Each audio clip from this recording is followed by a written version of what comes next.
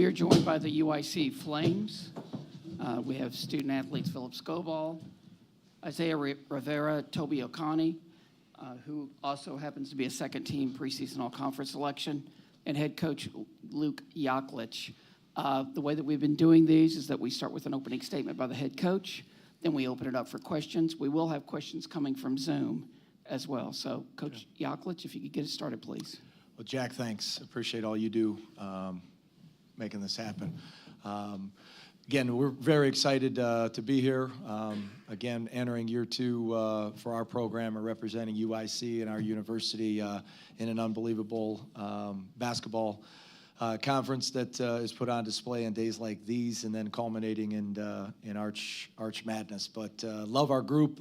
We've had a really good off season, from a recruiting standpoint, and then from our skill development and our strength and conditioning development in the summer, which culminated in a trip to Spain, which afforded our guys a unique opportunity to grow together as a team, get some extra practice time in, but most importantly, just to see things, in Madrid and Barcelona that we wouldn't have.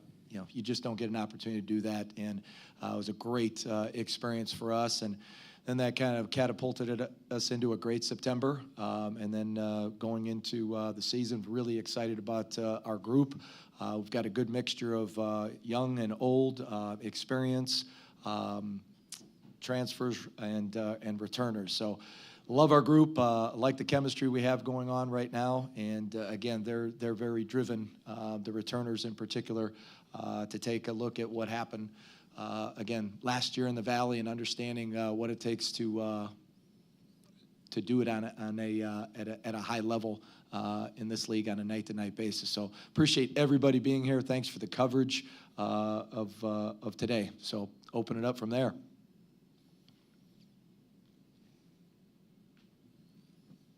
Yeah, you mentioned it a couple of times. Obviously, it's year 2 for you guys in the Missouri Valley. Can you talk about what you learned from year 1 and how that can help you guys going into this second year? For me, it was just an affirmation of what it was when I was from 2013 to 2017. It was just the names and the faces have changed a little bit, but it's a league that's predicated on on great defensive teams, really good coaches that are well prepared, talented players, that.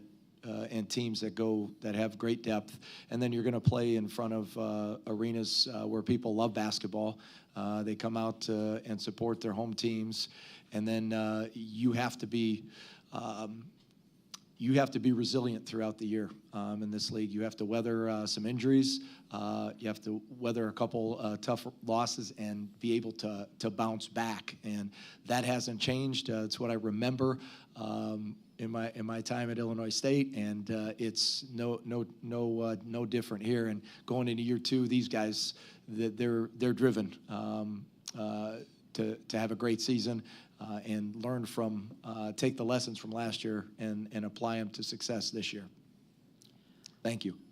Luke, I'd also ask the student athletes to respond to that question. Yes. Your impressions first year in the league. We'll start with you, Toby.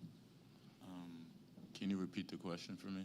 Sure, I can take care of it for you. Could you just talk about your impressions of your first year playing in the league last year, just, being a part of the Missouri Valley Conference? It was a great honor just being a part of this conference.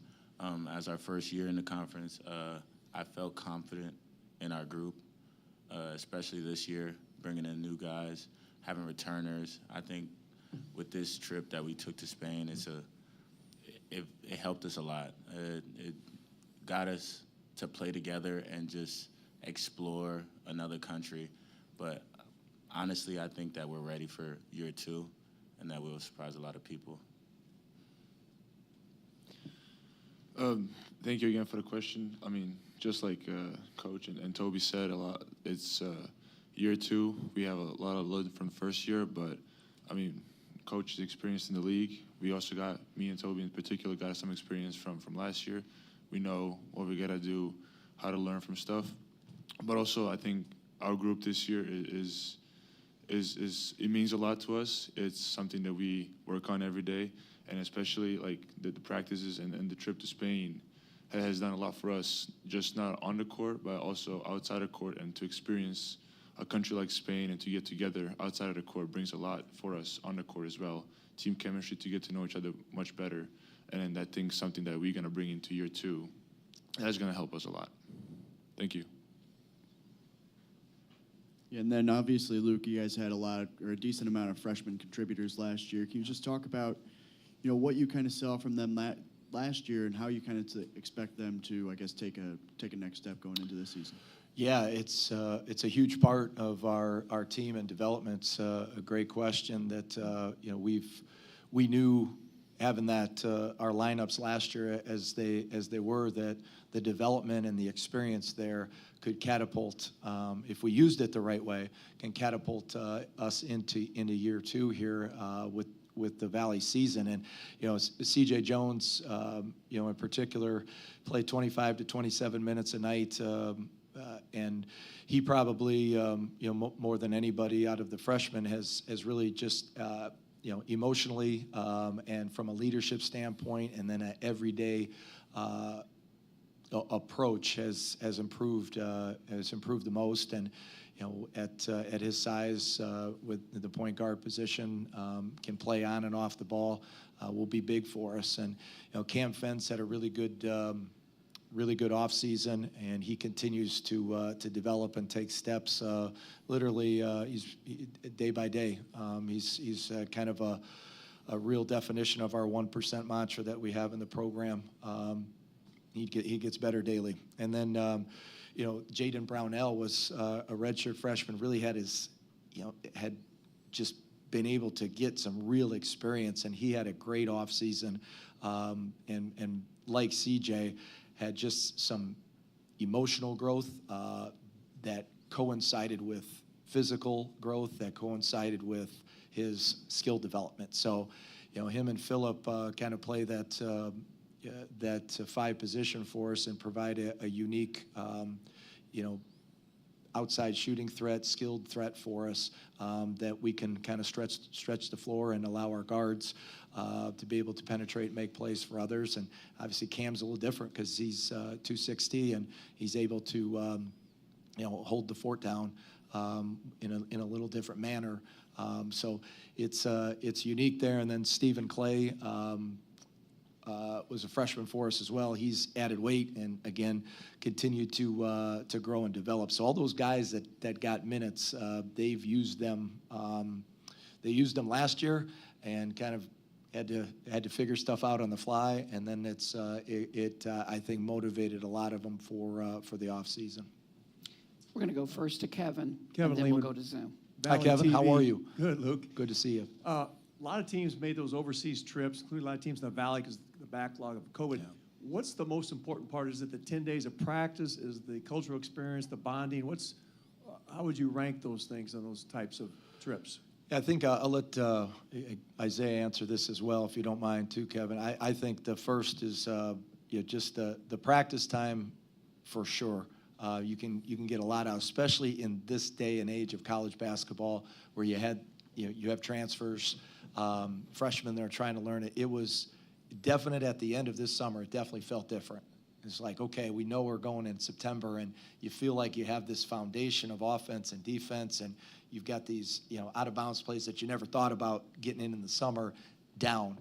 And then the chemistry part, I think they all three have said it, and I'll let Isaiah talk a little bit about this. But you can definitely,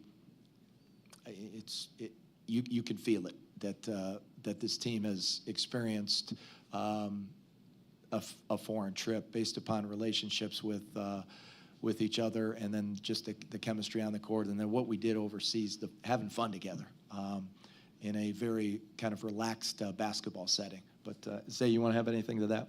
Yeah, I say really the most important and most effective part of that trip were the two things we said, the 10 practices, and then really just like being and experiencing like a whole new culture with a group of people that you met 1 or 2 months ago, and just having that like connected teams or winning teams, and we were able to connect. Like when we came back from the trip, you learn about something about every single person on that team that you didn't know before, and those are the things that help winning. And when you know who your brother is next to you on the court, you're going to fight even more harder for them on the court.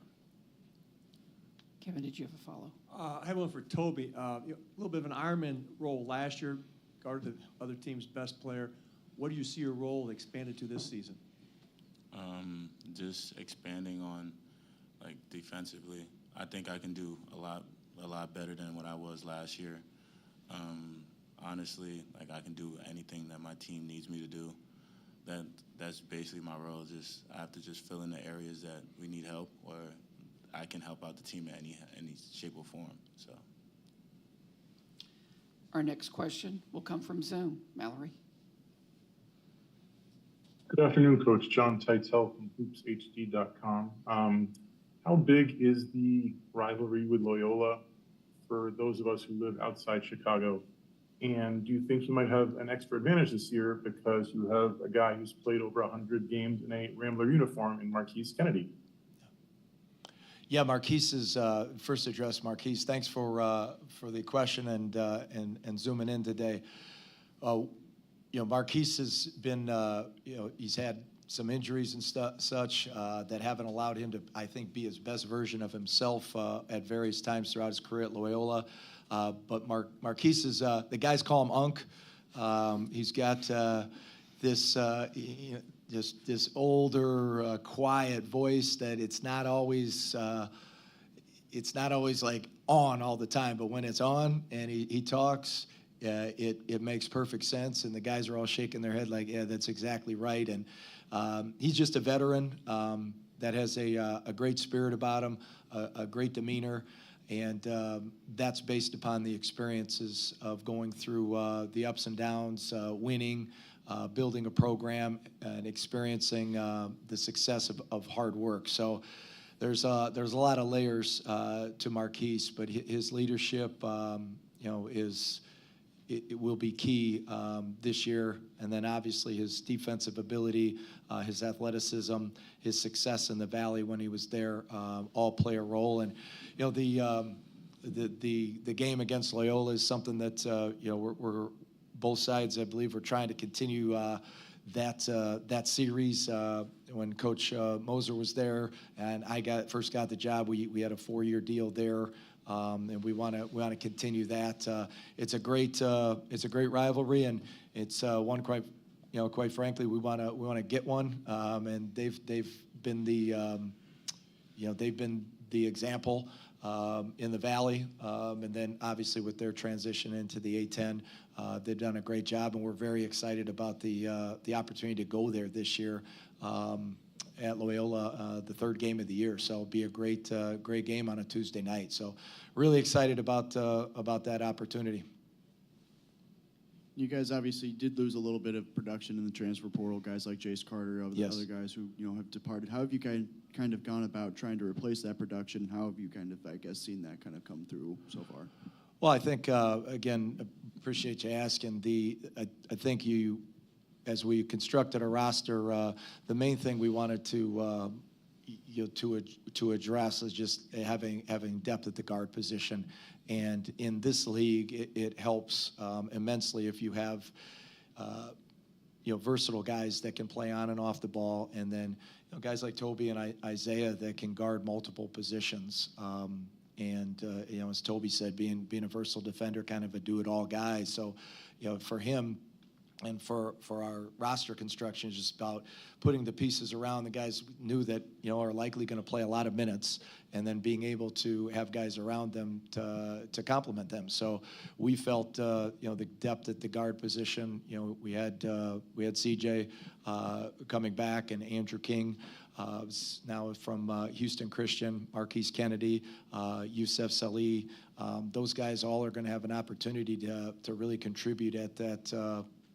At the guard position, and then again, just have multiple guys that have different skill sets. Like Isaiah's career going back to high school, he was a point guard, and he knows how to pass. And as I've said a couple times, if you had told me that Toby had 79 assists, last year going into the year, it's awesome. Like, that's huge growth. So we have guys that can pass it, and now we have an unselfish team. And I think with the portal and again with our one freshman Nathan Ajaku, who is perhaps our most athletic guy on the team, I think for all of them putting the team together, it's just trying to make sure that we complemented what we already had coming back, and then guys that are going to be here and build our culture and continue to maintain stability within the program in college basketball as it exists now. So it's a great question. Excited about our group coming in, and I know they're hungry. They're hungry to come in and play in this league and contribute to a winning season and hopefully a championship season. We have time for one more question. Yeah, for the 3 student athletes, for viewers and Valley basketball fans that might not know too much about this iteration of the UIC Flames, what do you want them to know about this year's squad? Why don't you start, Phil? Go on down. Thank you, Phil, for the question. I would say connectiveness, how special this group has been together on and off the court, and how we deal with adversity throughout like the school year, throughout the summer is something special. So I would say that. I'd say that coach has done a great job bringing in the right people. You could have the most talented guys and the most skilled guys on the court, but if they're not great people, your team doesn't work out. And he's done a great job bringing the people in that do the right things on and off the court. And all UIC fans should be proud to know that they got great people on and off the court. I would say that UIC fans should be excited. They have something to be excited about again. Chicago fans, like, that we just want to be Chicago's team, that we have talent, we have mature young men here, and I think they should be very excited for what's to come. Well done, Flames. Thanks, you guys. Thank you, Jack. Thanks, everybody, for being here. Appreciate you. Thank you. See you in